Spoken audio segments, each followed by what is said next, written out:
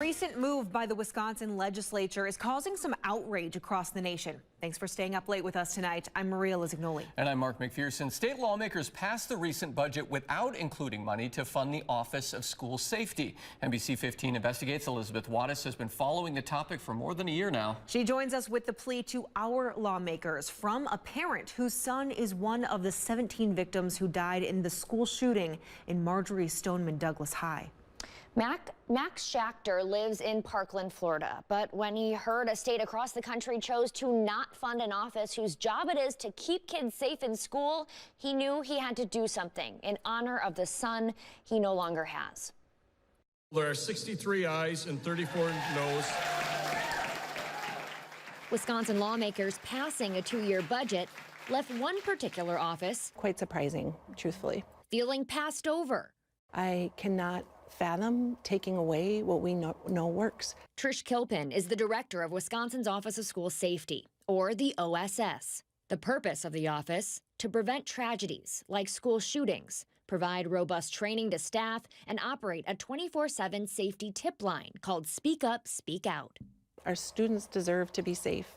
Our staff deserve to be safe, and we know what works to prevent violence. The OSS and all its services were originally funded by federal dollars and grants, but that money will run dry by the end of the 2023-24 school year.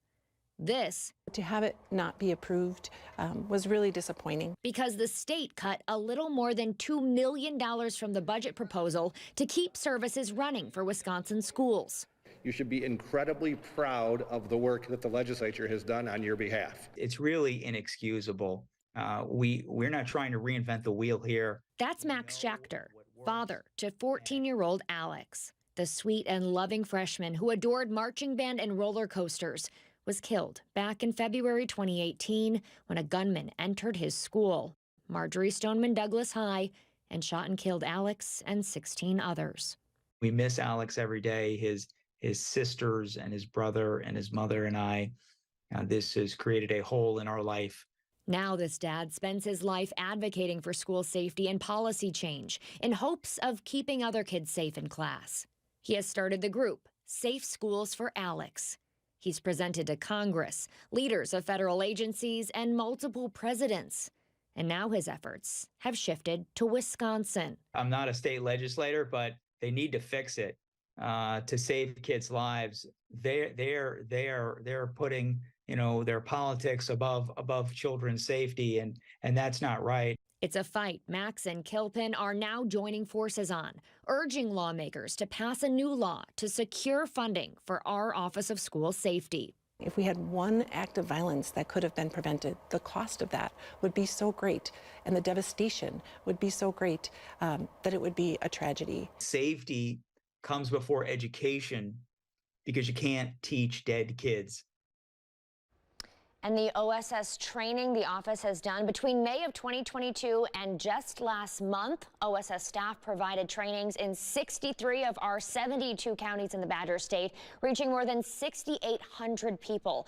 Since 2020, 7,500 student safety concerns have come in through that tip line, Speak Up, Speak Out. 3,500 of those tips coming in last year alone. This is a trend Kilpin says shows the services are sticking and working to prevent violence in schools. And Elizabeth, that parent, Max Schachter, now has a message for Wisconsin lawmakers. Specifically from the Badger State, the school building at Marjorie Stoneman Douglas High where the mass shooting happened, they're actually demolishing it.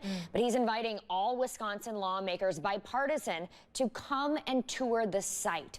It has been left in place since the day of that massacre, and he says he's been through it himself, and he says no words can explain that experience of actually seeing it for yourself. So yeah, he's inviting all lawmakers to come. Wow. Interesting to see what happens. All right, Elizabeth, thank you.